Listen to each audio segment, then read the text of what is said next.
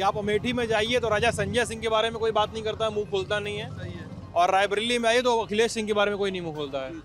पता नहीं कैसा डर है, क्या अखिलेश सिंह से यहाँ के लोगों को डर लगा रहता है? देखिए बात करते हैं, अखिलेश सिंह ने रायबरेली को लूटने का काम किया। वो जिसको स्लिप भेजेंगे, जो उनके पास पैसा जमा करेगा 2% से 5%, वो पैसा जमा कराते थे और उसके बाद काम बांटते थे, और सरकार भी उस पर कुछ नहीं कर पाती। आप खुद देखिए कि जो आपने कहा ना कि जब रायबरेली का नाम आता है तो लगता है कि बहुत बड़ी चमक होगी, बड़ा विकास होगा। आप शहर देख लीजिए घूम के, इतना पैसा लगता है लेकिन विकास नहीं दिखता। मुफ्त की शुरुआत आप करते हो, जब कोई उसको दूसरा लपक लेता है तो आप कहते हो देखिए साहब मुफ्त दे रहे हैं, मुफ्त दे रहे हैं। लाते तो आप हो, पहले आप लाते हो, जब उस मुद्दे को कोई दूसरा लपक लेता है तो आपको बुरा लगने लगता है, फिर आप कहते हो लोग हो जाएंगे। आप दोगे नहीं होंगे। नमस्ते, मेरा नाम सिद्धांत है और द ललन टॉप की यात्रा में इस समय मैं और मेरे साथी मोहन, इस समय हम लोग हैं रायबरेली में। और रायबरेली किस वजह से इम्पोर्टेंट है, इसके लिए एक छोटी सी कहानी बताते हैं।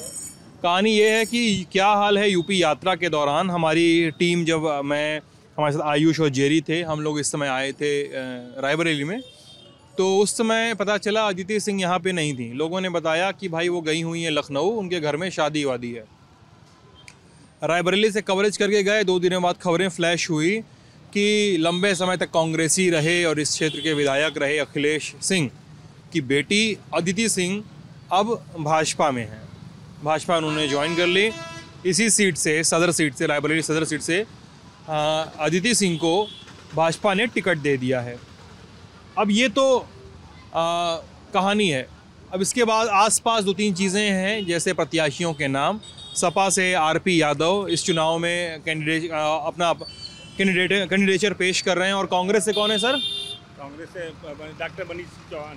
डॉक्टर मनीष चौहान कांग्रेस से इसी सीट पे हैं और कैंडिडेचर पेश कर रहे हैं। और मैं थोड़ा सा खुलासा अभी भी कैमरे पे कर देना चाहता हूँ। ये अंकल जी हैं, ये अंकल जी सबको बोलने से रोके हुए हैं। अंकल जी सबको बोलने से रोके हुए हैं। और अंकल जी के मामा जो थे, बहुत बड़े कांग्रेसी, इंदिरा जी के बेटे के तरीके थे, वो अपनी औलाद करके मानती थी उनको। हाँ, और आपको बोलने से रोक दिए थे। अरे सच सच बताइए कि हमारे हितैषी हैं, वो ये नहीं सोचते, ये चाहते हैं किसी झंझट में, किसी बवाल में ये न पड़े। ये हमारे लिए जानते हैं कि ये बवाल लेकर के खुद फंस जाते हैं और उसके बाद लोग कोई साथ नहीं देता। अच्छा। इसलिए हमारी हमदर्दी में कह। अच्छा, यानी रायबरेली में कुछ लोग ऐसे हैं जिनके बारे में बात करने में बवाल हो जाता है। हाँ, बिल्कुल हो जाता है भाई। अगले उनमें हमारे नेता सगीर खां हैं कि इनको बहुत पब्लिक ध्यान सुनती है और ये सही बात करते हैं, सही बात के लिए लड़ जाते हैं, जिससे बवाल की स्थिति पैदा हो जाती है। किन नेताओं के बारे में बात करने में बवाल होता है यहाँ पे? किन नेताओं काले में खाली अखिलेश सिंह ऐसे थे जिनका नाम ले लीजिए, जिनके अगर उनकी गुंडई की या उनकी कोई बात कर लीजिए तो पता चला 10 आदमी चले आ रहे हैं, पता घर से निकाल के मार रहे हैं, कि गाड़ी चला दी, लोगों के पैर तोड़ दिए। और अब भी यही स्थिति है? अब तो नहीं, अब तो डेथ हो गई। हमारे दोस्त थे, डेथ हो गई, वो मर गए, चले गए। अब उनका कोई बुरा। दोस्ती का किस्सा बड़ा रोचक था कि आप बता रहे थे अखिलेश सिंह जब पहला चुनाव लड़ रहे थे तो अकेले मुस्लिम सहयोगी उनके आप ही थे। भाई जब लड़ रहे थे अशोक सिंह 89 में 89 में जनता दल में लड़ रहे थे। मैं 88 में सभासद हुआ था। और यूपी गवर्नमेंट में दीपा कौल मंत्री थी, जो रायबरेली की प्रभारी थी। हम लोगों का अध्यक्ष से, नगर पालिका के चेयरमैन से विवाद हुआ कि साहब वो भ्रष्ट थे और भ्रष्टाचार में लिप्त थे। हम लोग उनके भ्रष्टाचार के लिए शिकायत करने गए तो वो मान नहीं रही थी कि कांग्रेस के हैं वो अध्यक्ष, कांग्रेस के प्रेसिडेंट हैं, और तुम लोग मतलब एक एक वार्ड के हो, कोई 500-700 वोट पाने वाले, इकट्ठा 5000-7000 वोट पा के वो उनके फेवर में थी कि भ्रष्टाचारी होने के बावजूद भी उस भ्रष्टाचार को सुनना नहीं चाहती थी।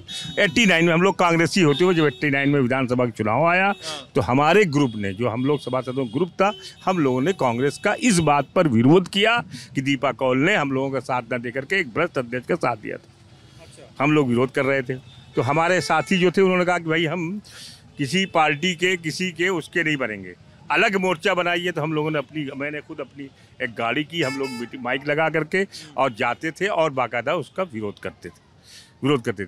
तो अशोक सिंह से एक दिन मुलाकात हो गई, जनता दल के लोगों से मिला तो उन्होंने कहा ऊँट की चोरी न्योरे नहीं होगी।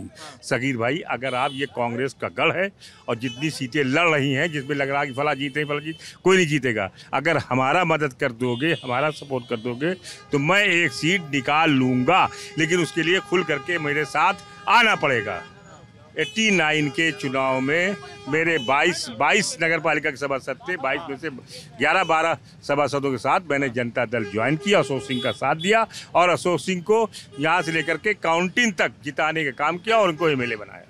आप अकेले मुस्लिम सहयोगी? उसमें जितना था, जो भी मुसलमान थे, जो राजनीति में उस समय एक्टिव राजनीतिक मुस्लिम लोग थे, वो सब कांग्रेस में थे, इन आल कांग्रेस में थे। तो फिर आप अलग कब होते हैं उस पूरे परिवार से? 93 में? 93 में, 92 में जब मस्जिद शहीद हुई तो अखिलेश 91 में फिर अशोक सिंह लड़े, फिर एमएलए हुए। उन्होंने 91 में एमएलए एमपी दोनों लड़े, एमपी हार गए, एमएलए हो गए। उसके बाद 93 में जब ये कांग्रेस से लेके आए तो उस समय तक बाबरी मस्जिद शहीद हो चुकी थी। मुसलमानों के दिल में एक गुस्सा था, नाराज़गी थी कि साहब सरकार सुप्रीम कोर्ट में एफिडेविट देने के बावजूद भी बाबरी मस्जिद के इनेदाम और उसके शहीद होने से नहीं रोक पाई। इसलिए उसके लिए कांग्रेस के लिए भी विरोध था और बीजेपी के लिए भी विरोध था। तो उस समय वो कांग्रेस टिकट लेके आए, मैंने समाजवादी पार्टी का साथ दिया था। राउद्दीन यादव जो ब्लॉक प्रमुख थे वो लड़े थे और ये यहाँ पर ये दहशत थी कि साहब जितने साथ खड़े हैं बाद में भाग जाएंगे। यहीं पर अखिलेश सिंह ने मीटिंग की थी और ये कहा कि राही ब्लॉक जो यादवों का गढ़ माना जाता है वहाँ की मैं सब प्रधान लेके आऊँगा और यहीं पर दिखला दूँगा सब मेरे साथ हैं, और वो ले भी आया था। अब उसकी दहशत में आए थे, क्या आए थे, लेकिन दहशत ही थी, उसका अपना टेलर था और दहशत का वो वोट पाता था। वो कोई राजनीतिक उसको नेता माने, मैं नेता नहीं मानता था। वो एक अब उस वही कई जगह पर अगर कोई मुस्लिम होता तो उसको दहशतगर्द कर दिया जाता। तो अखिलेश सिंह तो अखिलेश सिंह का आतंक का वोट था। अखिलेश सिंह का आतंक का वोट था। रायबरेली में जो वोट था वो आतंक का था। अखिलेश सिंह को जितना बड़ा नाम है रायबरेली में, कहा जाता है अखिलेश सिंह, सोनिया गांधी जब भी चुनाव लड़ती हैं रायबरेली से तो अखिलेश सिंह ने मैनेज किया। गलत बात करते हैं। अखिलेश सिंह ने रायबरेली को लूटने का काम किया। पीडब्ल्यूडी, एरिकेशन सबके टेंडर रुकवा लेते थे। वो जिसको स्लिप भेजेंगे, जो उनके पास पैसा जमा करेगा 2% से 5%, वो पैसा जमा कराते थे और उसके बाद काम बांटते थे, वो काम देते थे। ये टेरर था अखिलेश सिंह, ये दहशत थी और सरकार भी उस पर कुछ नहीं कर पाती थी। तो रायबरेली का मुसलमान जो है, रायबरेली का मुसलमान कब से कांग्रेस छोड़कर सपा में शिफ्ट हुआ? क्या अखिलेश सिंह तो विधायक चुने ही जाते थे लंबे समय तक। अखिलेश सिंह के बाद अदिति सिंह खुद भी विधायक चुनी गई 17 में, कांग्रेस के टिकट पे चुनी गई। तो मतलब मुस्लिम समुदाय का वोट मिल रहा होगा। उनको कांग्रेस में डाला और कांग्रेस ने उनको सम्मान किया। उनको ये अखिलेश सिंह को नहीं लिया। अखिलेश सिंह ने पूरी एड़ी चोरी जोर लगाया, कांग्रेस छोड़ के दूसरी पार्टी में नहीं गए, कांग्रेस को तोड़ा और फिर एक संगठन बनाया। संगठन बना के वो मायावती की उसमें जाकर के सरकार बनाने का कार्य कर रहे थे, लेकिन मायावती ने उनके साथ गेम खेला, उनके सारे आदमियों को मंत्री बना दिया, इन्हीं को नहीं बनाया। कहा कि साहब ये गुंडा है या बदमाश है, इसलिए नहीं बनाया और उनके साथ धोखा हुआ। मायावती ने ये कहा के रोक दिया। मायावती तो इनके घर के दरवाजे खुलवा दिए थे। मायावती, हाँ ये सुना है मैंने, क्या हुआ था कोई बता देगा डिटेल में? घर के इनको ज्यादा जानकारी बताएंगे। नहीं, उन्होंने इनको जो पार्टी बनाई थी उसका नाम था ABCD, अखिल भारतीय कांग्रेस दल। ABCD बड़ा अजीब सा एक्रोनिम है। अच्छा, उसका चुनाव लड़ा था कांग्रेस के विरोध में, उस पार्टी बना के लड़े थे। उसमें चुनाव जीते, उसके बाद पीस पार्टी में गए, पीस अयूब वाली डॉक्टर अयूब के गए और पीस पार्टी को भी पी गए। तब जेल से लड़े थे। और मायावती गेट कब उखड़वाई? उसी दरमियान जब मायावती की सरकार थी, मायावती ने इनको, ये भाग गए थे, फरार हो गए थे, इन्होंने सीओ के ऊपर गोली चलवा दी थी। उसके बाद इनके वहाँ लखनऊ के दरवाजे सब जो 82 थे सारी कार्रवाई करवाई, फरार थे काफी। अच्छा, आप लोग भी रायबरेली के लोकली लोग हैं। मैं तीसरी चौथी बार रायबरेली आ रहा हूँ। अभी अंकल जी लोग को बता रहे थे, आप लोग शायद बाद में जुड़े बातचीत से। और ये बहुत आम है कि आप अमेठी में जाइए तो राजा संजय सिंह के बारे में कोई बात नहीं करता, मुंह खोलता नहीं है। सही है। और रायबरेली में आइए तो अखिलेश सिंह के बारे में कोई नहीं मुंह खोलता है। पता नहीं कैसा डर है, क्या अखिलेश सिंह से यहाँ के लोगों को डर लगा रहता है? देखिए, वो जो बात थी पहले कि अखिलेश सिंह का 2 तरह का वोट था, ये जो अभी हमारे चेजन बताया कि वो डर का वोट था, वो बिल्कुल 100% सही बात है कि उनके पास बहुत ताकत थी। वो अपने आप को कहते भी थे, कई उनके वीडियो वायरल हुए हैं, लेकिन अब उनका अध्याय समाप्त हो चुका है। आपने देखा होगा, अभी 1 हफ्ते पहले अमर उजाला में एक पेपर में एक न्यूज़ छपी थी माई सिटी के फ्रंट पेज पे कि रायबरेली का रिंग रोड प्रोजेक्ट जो है वो रंगदारी की भेंट चढ़ा। 255 करोड़ रुपए का प्रोजेक्ट था, जिसमें 155 करोड़ का पेमेंट हो चुका है और काम अभी पूरा नहीं हुआ, क्योंकि 2 कंपनियां आई और दोनों रंगदारी के कारण भाग गई।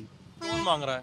यही तो सवाल है कि जब योगी जी का बुलडोजर माफियाओं पे चल रहा, तो कौन माफिया था जिसने 5 साल तक रंगदारी भी ली और विकास भी नहीं होने दिया। और विकास तो वो योगी जी के राज्य में होना था, बीजेपी का सरकार चल रही थी, तो वो कैसे? ये खबर सही नहीं है। अमर उजाला की रुका हुआ है, अमर उजाला की विकास रुका माई हुआ है, सिटी विकास की का एक अवरोध हफ्ते पड़ा पहले हुआ का है। आप पेपर उठा लें, मैं इसको पूरी जिम्मेदारी से कहता हूं कि अमर उजाला का माई सिटी का आप पेज उठा लें, फ्रंट पेज पे रंगदारी शब्द लिखा है कि रंगदारी के कारण रायबरेली का प्रोजेक्ट खटाई में, और 155 करोड़ रुपए का भुगतान अब तक हो चुका है। काम अधूरा है, कई पुल बने, कई सड़क बने, लेकिन पूरा नहीं पाया। कितने साल में? 5 साल में। तो ये विकास था। तो ये वाला वोट। आपका नाम सर? मैं बोल, मेरा नाम फकरुल खान है। फखरुल खान जी, ये बताइए कि मेरे लिए, मैं पत्रकार हूँ, जी जी, मैं आपको बहुत देखता हूं। मैं 2 दूनी 4 समझता जी, हूँ, बिल्कुल। ठीक है, मैं 2 दूनी 4 समझता हूँ। और मैं बिटवीन, एक बात मैं बीच में काट के कह रहा हूँ, जब योगी जी हमारे कह रहे हैं गुंडे सब जेल में हैं, माफिया, जब उन पर जो है बुलडोजर चल रहा, तो योगी जी को ये समझ में नहीं आ रहा कि रायबरेली का ये इतना बड़ा प्रोजेक्ट किस रंगदारी में रुका हुआ है, कहाँ पे था?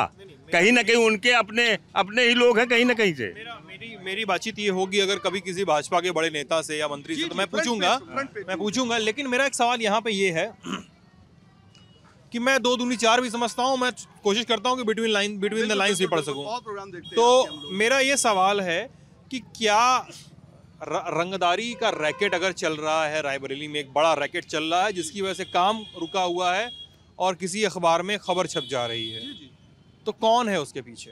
देखिए, अभी कुछ दिन पहले तक जो भी रंगदारी का काम था, वो इस तरह की बात कभी पेपर में नहीं आती थी, एक माहौल बनता था।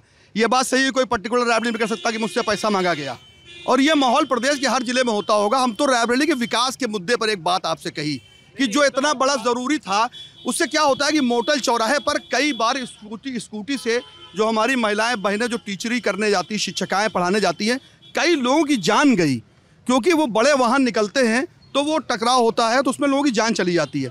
अगर वो प्रोजेक्ट पूरा होता, ये जनहित की बात है, किसी विधायक के लिए, किसी पार्टी की बात नहीं कर रहा हूँ। आपने कहा रायबरेली की बात करनी है, तो ये रायबरेली की बात है कि अगर वो बाईपास बन जाता, 5 साल बहुत होते हैं। बाहर रायबरेली में बाहर का बाहर जाए, नहीं, रायबरेली में बाहर का आदमी रंगदारी मांग रहा है, रायबरेली के अंदर का आदमी मांग रहा है। जाहिर सी बात है, कमजोर थोड़े है रायबरेली। कौन मांगेगा भाई? वही मांगेगा जो विधायक होगा, जो जहाँ का होगा, जिसके अंदर होगा। सीधी सी बात है। उस पे विधायक को भी देखना चाहिए। अब इसका कोई सबूत मांगे, कोई प्रूफ मांगे, तो प्रूफ तो रंगदारी देने वाला वो भी नहीं बोलेगा, क्योंकि उसको डर है कि हम यहाँ मार दिए जाएंगे। सीधी है ना। अब हमारी विधानसभा से आप लेके जा रहे हो, अब इतने करोड़ लेके जा रहे हो, हमको दीजिए। अखिलेश सिंह के बारे में, अखिलेश सिंह क्या हुआ? अरे ले लेंगे यार, तुम उंगली दिखा रहे हो, इनसे ले लीजिए, ले लेंगे गुरु। अखिलेश सिंह को देखिए। नहीं, एक सिंह, मेरा सवाल ये है कि अखिलेश सिंह पे किस किस तरह के केसेस दर्ज थे, या कि क्या क्या कहानियां चली हैं उनके बारे में शहर में? किसी को पता है? आप लोगों को पता? ऐसा है कि जो अखिलेश सिंह पे केस दर्ज थे, वो जो भी केस थे वो सब न्यायालय में थे। बाद में जब वो एक हत्याकांड में जेल में गए, तो उसमें बहुत से मुकदमे उनके फाइनल हो गए। तो वो तो बहुत सी चीज़ें ऐसी होती है कि हर आदमी ये कह सकता है कि भाई जो भी आरोप है वो राजनीति से प्रेरित हैं। बहुत से मुकदमे हैं, रायबरेली के पुराने बाशिंदे हैं, कई यहाँ पे मर्डर हुए, कई चीज़ें हुई। उसमें जो है वो इकबाल रजा हैदर शाह का मर्डर हुआ, खुद ठाकुर दुन्नी सिंह का मर्डर हुआ, उसके बाद पुत्तन ओझा का मर्डर हुआ, उसके बाद मंगल पांडे का मर्डर हुआ, राकेश पांडे हत्याकांड हुआ। इस तरह तो बहुत से मर्डर हैं, उसमें कोई किसी में दोषी, कोई किसी में दोषी है। जो राजनीति, जो आदित्य सिंह को जो रायबरेली की जनता ने सब तरफ से वोट दिया था, वो वोट जो है वो केवल उनके परिवार का नहीं था, वो वोट कांग्रेस का भी था, सपा का भी था। आपकी जानकारी के लिए बता दूं, उस समय सपा ने कैंडिडेट नहीं दिया था, शाहबाज खड़े हुए थे, वो था ना कांग्रेस का और सपा गठबंधन था। तो वो वोट जो उनको यूपी को ये 7 पसंद है का नारा चलता था, उसमें हम लोगों का सबका वोट था। हम लोगों ने, विधायक जी का एक नारा भी था उस समय कि मेरी तबीयत खराब है और हो सकता है कि मेरा अंतिम चुनाव हो मेरी बेटी का, आप लोग उनको जिताइए, क्योंकि मेरा अंतिम चुनाव, उनकी तबीयत बहुत खराब थी। और जाहिर सी बात है, जो 35 साल से विधायक हो, उससे बहुत से लोग विरोधी होते हैं, तो बहुत से लोग उसके समर्थक भी होते हैं। ऐसा नहीं है कि बहुत से लोग अगर समर्थक ना होते तो मुस्लिम वो परसेंटेज, उनको 60% वोट पोल होता था अखिलेश सिंह को, तो वो कहीं ना कहीं पोल होता था, लोग उनके समर्थक थे। ये जो भाजपा में जाने से मुस्लिम वर्ग को बिल्कुल धोखा लग रहा है कि भाई ये तो हमारे साथ जिसे धोखा होगा कि हमने आपको कांग्रेस से जीता। मैं यहाँ पे टोकूंगा आपको। आप कह रहे हैं अगर मुस्लिम वर्ग को धोखा लग रहा है, कोई भी आप आसपास में जो भी खड़ा है वो भी बोल सकता है, ऐसा नहीं कि मंच किसी एक का है। अगर आपको लग रहा है कि रायबरेली को मुसलमानों के साथ धोखा हुआ है कि अदिति सिंह भाजपा में चली गई, तो क्या अदिति सिंह के भाजपा में जाने के पहले तक रायबरेली का मुसलमान अदिति सिंह और अखिलेश सिंह के साथ खड़ा था? अगर नहीं खड़ा था तो फिर वो 35 साल से विधायक कैसे थे? ऐसा तो है नहीं कि पोलिंग में 89 में भाई ऐसा तो- उनको उनके भाई को हाँ, बनाया 60% वोट। सुन लीजिए, उस समय उनकी स्थिति उस समय स्थिति ये थी कि मुस्लिम सपोर्ट न करता तो ये जीत नहीं रहे थे 2,500-3,000। और एक बहुत बहुत पते की बात है, राजनीति की उनकी एक नज़र तहती थी, जहाँ पे आलोचना है वहाँ पे उनका सम्मान भी है। अब वो हमारे बीच में नहीं है। जब राजनाथ सिंह की गवर्नमेंट थी तो उनको मंत्री बनने का सीधा ऑफर था भाजपा में, लेकिन उन्होंने मंत्री पद नहीं दिया। उन्होंने अपनी स्पीच से कई बार कहा भी कि मैं मंत्री पद भाजपा का ठुकरा देता हूं, क्योंकि मुझे जनता में रहना है और मैं जनता से जीतता हूं। और यह पोलिंग उठा के देख लीजिए, 60% वोट 55। वो ये बात अलग है कि बहुत से लोग कह सकते हैं कि भाई दबाव का वोट था, डर का वोट था, लेकिन पूरी जनता किसी को दबाव डर से वोट नहीं देती है। बहुत से लोग उसमें समर्थक हो। जब आप 60% पोल पा रहे हैं तो इसका मतलब आप कहीं प्रसिद्ध भी हैं। लेकिन वो चीज़, अब आप ये सड़क देखिए, ये सड़क पिछले 4 साल से चलने लायक नहीं है, और ये सड़क नगर पालिका के अधीन है। और नगर पालिका किसके अधीन है? कांग्रेस के वो अध्यक्ष अपने को कहलाते हैं। चेयरमैन कौन है? चेयरमैन कांग्रेस के हैं। कांग्रेस से। हाँ, तो अब वो कांग्रेसी हो गए, जबकि आदित्य सिंह कांग्रेसी थे तो वो भी कांग्रेसी थे। लेकिन इस सड़क को नहीं बनने दिया गया। क्या सड़क हिंदू मुसलमान हो जाती है? सड़क तो हिंदू मुसलमान नहीं हो सकती है। सड़क पे तो सब, ये अलग बात है कि इस वार्ड में कि यहाँ मुस्लिम बहुल है, लेकिन आगे रावण का मेला लगता है, कम से कम 20,000 आदमी इसी सड़क से रावण दहन देखने जाता है। आगे प्रसिद्ध मंदिर हैं। तो ये तो सोचना चाहिए कि जनहित के काम में धर्म को बीच में लाना कि नहीं, वो सड़क नहीं बनेगी। अब पता चला कि उसका टेंडर हुआ है जो चुनाव की वजह से रुका हुआ है। जब चुनाव आ गए और समझिए कि सरकार खत्म हो रही है, तब ये अभी काम होगा, ये बताया गया है। बनने के 2.5 साल बाद हम बता दें, ये जो आप पूछ रहे हैं, जैसे 30 साल का उनका रास्ता कार्यकाल रहा अखिलेश सिंह का, ठीक है। अब वो मर गए। हर आदमी का एक समय होता, वक्त होता, वक्त बदल गया है, ठीक। अब वक्त बदल गया है, जनता बदल गई है। यहाँ आप ये पूछिए कि भाजपा और सपा और कांग्रेस, यहाँ मुद्दे ये पूछिए कि विकास कितना हुआ है, क्या हुआ है, क्या नहीं हुआ आदित्य सिंह के ज़माने में, बता रहा हूँ। वो तो हम सब पूछेंगे सर। हम तो ऐसा थोड़े है कि हम तो A to Z पूछने आते हैं। हम लोग A to Z पूछ के जाते हैं। कोशिश रहती है सारी चीज़ पर जवाब ले सकें। आदित्य सिंह ने 2.5 साल एमएलए बनने के बाद जब उनका मन बना कि हमें बीजेपी में जाना है, तो उन्होंने बीजेपी के जो है उस पर काम करना शुरू कर दिया। मुस्लिमों को इनवाइट करना, मुस्लिम इलाके को इनवाइट करना, यहाँ तक कि कोरोना काल में उन्होंने जो राहत सामग्री भी दी, अगर कोई मुस्लिम महिला, जैसा मुझे सुनने में मैंने देखा नहीं कि उसको भगा दिया, उनका नहीं जाइए। तो उनका मन उसी समय से हो गया कि हमें अब केवल भाजपा के एजेंडे पर और भाजपा के ही मानने वाले लोगों के लिए काम करना है। और ये रोड उसका जो है जीता जागता उदाहरण है। ये रोड नहीं है, शहर के मुस्लिम इलाके की बहुत सड़कें हैं। आप देखिए, उन्होंने जानबूझ करके उस क्षेत्र में विकास न कराने की मन बना लिया। अच्छा, एक चीज़ मैं जानना चाहता हूँ, आदित्य सिंह को और इसके से अलग की विकास कितना हुआ, ये भी बात होती है। हालांकि ये लोकसभा का चुनाव नहीं है, लेकिन आपकी सांसद सोनिया गांधी हैं। और मैं कई लोगों से मिलता हूँ ना, तो वो बोलते हैं कि यार हम लोग को लगता था कि अमेठी जाएंगे और रायबरेली जाएंगे, इतनी प्राइम लोकसभा सीटें हैं, तो यार वो क्या होगा, हाँ क्या चीज़ होगी। आप देखिए, पूरे प्रदेश में अंडरग्राउंड तारों का प्रोजेक्ट चल रहा है। आप ये देखिए, ये अब ये देख लीजिए, ये प्रदेश में बात हो रही है ना कि तारें अंडरग्राउंड की जाएंगी। क्या रायबरेली जैसी प्राइम कॉन्स्टिट्यूएंसी सोनिया गांधी जिम्मेदार हैं कि नहीं है? और सोनिया गांधी ने संसदीय फंड से कितना काम कराया, एक बतौर सांसद कितना काम कराया यहाँ पे, ये सब भी सवाल उठना चाहिए। सरकार ने क्या काम कराया ये तो दिख रहा है सामने। तो क्या रायबरेली में गाड़ी वहीं की वहीं अटकी हुई है? सांसद हाई हॉटस्पॉट सांसद होने के बावजूद और अच्छे अच्छे नामों के विधायक होने के बावजूद क्या रायबरेली की गाड़ी वहीं की वहीं रुकी हुई है? बिल्कुल नहीं रुकी। यहाँ बिजली जो आप तार की बात कर रहे हैं, जब सोनिया गांधी सांसद बनी है, इन्होंने ग्रिड कारपोरेशन के करोड़ों अरबों रुपए दिलवाए थे। अब ग्रिड कारपोरेशन जो काम देखने वाले हैं, जो मैनेजमेंट है, सोनिया गांधी जो मैनेजमेंट था, उन लोगों ने किस तरह से काम किया कि उन्होंने ये तार तो बदलवा दिए, जहाँ पुराने तार थे जोड़े तार पड़े हुए थे, ट्रांसफार्मर नहीं थे ट्रांसफार्मर लगे, बिजली के तार लगे। अब अंडरग्राउंड नहीं हुआ, वो बात अलग हुई, लेकिन करोड़ों रुपए अरबों रुपए दिलवाए। सोनिया गांधी ने रेल कोच फैक्ट्री कारखाना, सोनिया गांधी देश की वो नेता थी जो उनका प्राइम मिनिस्टर बना के, राष्ट्रपति बना के बैठा रही थी। उन्होंने बड़े बड़े प्रोजेक्ट छोटे अब आप कहिए नाली बनवाने को तो वो भी काम भी देखती थी, लेकिन वो बड़े प्रोजेक्ट उन्होंने दिए रायबरेली को। रायबरेली के बड़े विकास की बातें करने के लिए किए। और लोगों से हाँ, ये जो समाजवादी पार्टी की जब सरकार थी 2012 से 2017, तो उस समय जो है वो चेयरमैन थे हाजी मोहम्मद इलियास, समाजवादी पार्टी के महासचिव भी थे और वो पहली बार चेयरमैन बने थे। आप उस वक्त इस शहर में आप भ्रमण करिए, क्या हिंदू, क्या मुसलमान, क्या सिख, क्या ईसाई, किसी को भी आप पूछिए कि वो जो हाजी मोहम्मद इलियास के समाजवादी पार्टी के कार्यकाल के जो 5 साल थे उनमें काम हुआ कि नहीं। आपको पूरे शहर की मैं गारंटी लेता हूँ, किसी भी धर्म के व्यक्ति से पूछेंगे वो ये जरूर कहेगा कि जो ये 5 साल चेयरमैन रहे उनसे लाख गुना अच्छे वो 5 साल थे। किस पार्टी से थे वो समाजवादी पार्टी से थे, समाजवादी पार्टी की सरकार थी। कांग्रेस की जब यहाँ पे कांग्रेस ने बड़े बड़े प्रोजेक्ट दिए, कांग्रेस की जो है दुर्भाग्य से प्रदेश में सरकार नहीं रही। समाजवादी पार्टी सरकार ने एम्स के लिए ज़मीन दी, उसमें बहुत जल्दबाजी अखिलेश यादव ने दिखाई और उस वजह से वो प्रोजेक्ट, जबकि वो प्रोजेक्ट भी भाजपा ने उसको काट के 2 पार्ट में कर दिया। माननीय योगी जी उसको गोरखपुर आधा पार्ट ले गए, जो कि आप लोगों को मालूम होगा, और आधे पार्ट का एम्स हमारे के यहाँ है। उसके बजट को 2 पार्ट में करके 2 एम्स बनाए गए। सोनिया जी ने 1 एम्स के लिए भारी भरकम बजट दिया था। तो इस तरह की चीज़ें हैं कि जो रायबरेली का विकास रुका है, वो प्रदेश सरकार जब उनके संबंध अच्छे होते हैं तो विकास हो जाता है, और वो लगातार कांग्रेस के प्रदेश में बाहर रहने से, प्रदेश की सत्ता से वो काम हमारा विकास रुका हुआ। और रही रायबरेली में विकास, आप खुद देखिए कि जो आपने कहा ना कि जब रायबरेली का नाम आता है तो लगता है कि बहुत बड़ी चमक होगी, बड़ा विकास होगा। आप शहर देख लीजिए घूम के, इतना पैसा लगता है लेकिन विकास नहीं दिखता। मेरा मानना है कि हमारी सांसद जी सोनिया गांधी 10 साल उनकी हुकूमत थी यूपीए की, ठीक। अब हमने देखा कि 5 साल मायावती जी मुख्यमंत्री थी तो बादलपुर गांव उनका एकदम शहर हो गया। 5 साल मुलायम सिंह यादव मुख्यमंत्री थे तो सपई गांव जो है हेलीपैड बन गया। तो हम लोग 10 साल कांग्रेस की हुकूमत थी और सांसद सोनिया गांधी यहाँ की थी, यूपीए की चेयरमैन थी, हैं। चाहती तो यहाँ अच्छे पार्क बन जाते, चाहती तो अच्छे रोड हो जाते, चाहती तो 1 वे रोड हो जाते। ये थोड़ी सी कमियां हैं, ये काम नहीं हुए।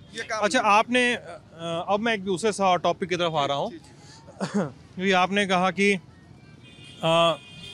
जब अदिति सिंह को बीजेपी में जानने क्यों हुई तो उन्होंने मुसलमानों को अवॉइड करना शुरू किया, ठीक है। अब मैं एक ऐसे नैरेटिव पे आ रहा हूँ जो इसी के आसपास तैरता है। कहा जाता है समाजवादी पार्टी जब पॉलिटिक्स में, जब भी पावर में आती है या जब भी वो पॉलिटिक्स करते हैं तो वो मुसलमानों की पॉलिटिक्स करते हैं। ठीक है, या तो मुसलमानों की करेंगे या तो यादवों की करेंगे, ठीक है। बार बार हम पत्रकारों के बीच में एक शब्द, छोटा सा एक्रोनिम घूमता है, MY समीकरण से चुनाव जीतना चाहते हैं मुस्लिम और यादव। तो और बीजेपी के पास भी पॉइंट है, आप लोग भी सुनिए बातचीत, तो आप लोग भी शामिल हो सकते हैं। तो बीजेपी के पास भी पॉइंट है, बीजेपी बोलती है कि भाई आप, इन्होंने कब्रिस्तान की बाउंड्री बनवाई केवल, या हम शमशान बनवाएंगे, इन्होंने कब्रिस्तान की बाउंड्री करवाई। तो मतलब ये तो पूरी इमेज में दोनों तरफ मतलब अगर ऐसे देखें, दूर से देखें, दोनों पार्टियां बराबर एक दूसरे को काट रही हैं। एक हिंदुत्व की पॉलिटिक्स कर रहा है, एक मुसलमानों की पॉलिटिक्स कर रही पार्टी है। तो क्या समाजवादी पार्टी की सरकार सिर्फ मुसलमानों के लिए करती रही? मुसलमान समुदाय ये बताए, या मुसलमान समुदाय को भी, मुस्लिम समुदाय को भी, या खासकर रायबरेली मुसलमानों की बात करें तो क्या रायबरेली मुसलमानों को भी क्या कोई समाजवादी पार्टी से कोई शिकायत कभी रही है कि वो उनको एक होल सोल अपने लिए काम करने वाली सरकार के रूप में देखते हैं? रायबरेली का जो आपने कहा कि वो समाजवादी पार्टी जब सत्ता में आती है तो मुस्लिम के लिए बहुत करती है। मैंने नहीं कहा सर, मैं ये आरोप लगता है और यादव के लिए है ना। समाजवादी पार्टी की सरकार में एम्बुलेंस 102 108 आई तो उसमें यादव भी मरीज गया, उसमें ब्राह्मण की भी बेटी गई डिलीवरी केस में, उसमें सबको लाद के लिए जा रहे थे, हैं। कन्या विद्याधन समाजवादी में मिला तो उसमें गुप्ता की बेटी को भी मिला, ठाकुर की भी बेटी को मिला, यादव मुसलमान जो पढ़े थे उनको भी मिला। जो भी विकास काम किया है समाजवादी ने सबके लिए किया है। ये तो एक छलन होता है कि मुसलमानों के लिए। अरे भाजपा जो है मुसलमानों कह रही, दे 20 टिकट मुसलमानों को, हम भाजपा को वोट देंगे। दिया एक टिकट मुसलमानों को? नहीं दिया। केवल नफरत की राजनीति करती है, और जो विकास की राजनीति करती है उसको मुसलमानों को। जब देश में चुनाव आते हैं, चाहे प्रदेश में हो, चाहे वो नरेंद्र मोदी हो, चाहे अमित शाह हो जो गृह मंत्री है, चाहे योगी जी हो, इनको चुनाव के वक्त ही क्यों हिंदू मुसलमान, मैं आपको बताने जा रहा हूँ, हिंदू मुसलमान, कब्रिस्तान, जिन्ना, पाकिस्तान, चीन, दंगा, आतंकवादी, ये शब्द ये हटा दें, इसके बाद में ये विकास की बात करें। विकास की बात कोई नहीं करता है, गरीबों की बात कोई नहीं करता है। ये सिर्फ ये कहते हैं कि समाजवादी ने इस आतंकवादी इसको वोट दिया, टिकट दिया, कोई उनको किया। मैं पूछना चाहता हूँ, धनंजय सिंह कौन है? कौन है धनंजय सिंह? इनके लिस्ट उठा के देख लीजिए जाए, इन्होंने कितने माफियाओं को टिकट दिया है। अपनी बात नहीं करते हैं, विकास की बात नहीं करते, गरीबों की बात नहीं करते हैं। और मैं कहता हूं कि आप रायबरेली में खड़े हैं, आप रायबरेली की एक सड़क देखिए कि विकास नाम का कोई चीज़ है ही नहीं, विकास हुआ ही नहीं। मेरी बात फिर से आती है, मेरी बात फिर से आए, मैं सवाल शायद अपना सही से नहीं रख सका। मैं ये फिर से पूछना चाह रहा हूँ कि क्या मुझे रायबरेली के मुसलमान बताएं कि क्या समाजवादी पार्टी सरकार एकदम फुल प्रूफ थी, उसमें कोई दाग नहीं था? क्या समाजवादी पार्टी में इतना दाग नहीं था तो समाजवादी पार्टी इतनी फुल प्रूफ थी तो 17 में सत्ता से वापस क्यों चली गई, बाहर क्यों चली गई? समाजवादी पार्टी सत्ता से इसलिए वापस चली गई कि एक राष्ट्रवाद की, एक हिंदुत्व की एक हवा चलाई गई। उसमें राम मंदिर का भी बहुत बड़ा योगदान था, उसको भाजपा पूरी तरह से कैश करा ले गई और उस मुद्दे के साथ जो है लोगों को जो है दिग्भ्रमित करने में भाजपा कामयाब रही और साथ में उनका मीडिया मैनेजमेंट बहुत अच्छा था। ऐसा नहीं कि समाजवादी पार्टी फुल प्रूफ थी। आपकी बात सही है कि जो कब्रिस्तान और शमशान या इस तरह की बातें थी, शायद उनसे अखिलेश यादव ने इस बार कुछ सीख ले ली है। आप देखिए कि अब की जो फोकस है वो जात पे नहीं है, अब की जो फोकस है वो जिताऊ कैंडिडेट पे है। नहीं तो अगर अखिलेश यादव पिछली बार 150 मुसलमानों को टिकट दे देते थे तो यही भाजपा वाले अपनी मीडिया के दम पर ये कराते थे कि देखिए साहब पाकिस्तान की विधानसभा बनाने जा रहे हैं। लेकिन अब की जो उन्होंने गठबंधन किया, छोटे दलों से किया और अपने बराबर वालों से किया और हर जगह इस बात का ध्यान रखा कि कौन कहाँ से जीत रहा है, उसको टिकट दिया। और आप देखिए अभी तक भाषणों में जवाब के तहत तो अखिलेश यादव ने कोई सांप्रदायिक बात शायद कह दी हो, लेकिन अपनी तरफ से किसी भाषण में किसी भी प्रकार का धार्मिक वाली बात उन्होंने नहीं कही। अगर योगी जी ने गर्मी कही तो बाद में उन्होंने उस गर्मी का जवाब दे दिया, लेकिन उन्होंने ध्यान रखा है, जो उन्होंने सीखा है। मुझे लगता है कि उन्होंने समाजवादी पार्टी ने इस चीज़ को सीखा है कि बेहतर मैनेजमेंट से भाजपा की रणनीति का जवाब बिना दिए एक नई लकीर खींचनी है, उस लकीर पे ही अपने को चलाना है। अगर हम भाजपा से लड़ेंगे तो जीत नहीं पाएंगे मीडिया में। निकाल देने वाले बयान में आप लोग क्या सोचते हैं? वो एक हमको योगी जी का एक स्टाइल है। जैसे अमित शाह जी आए थे कल तो उन्होंने कहा कि अब यूपी में कोई बाहुबली नहीं, सिर्फ बजरंग बली। तो बजरंग बली तो कांग्रेस और सपा के भी बेड़ा पार करा सकते हैं, केवल भाजपा का ठेका तो उनके पास है नहीं।